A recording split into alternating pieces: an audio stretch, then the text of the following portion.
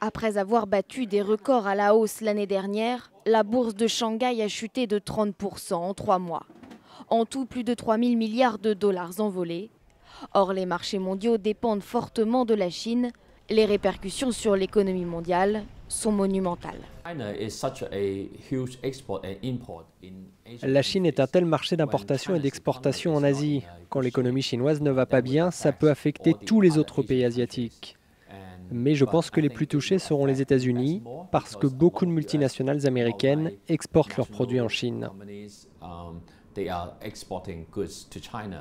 À l'origine de cette panique boursière, le ralentissement de la croissance chinoise.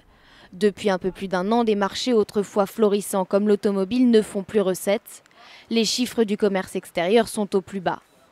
Pour contrer ce phénomène, le gouvernement chinois a pris une série de mesures, mais elles n'ont fait que semer la panique sur les places financières européennes.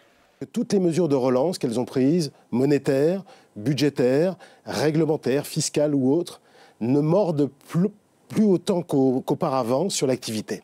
Et c'est cela qui pose problème, parce que quand il n'y a plus de pilote dans l'avion, quand on a le sentiment qu'on n'a plus de pilote dans l'avion, ou un pilote moins efficace, comme en 2008 ou en 2010 au moment de la crise grecque, eh bien, les marchés n'aiment pas du tout.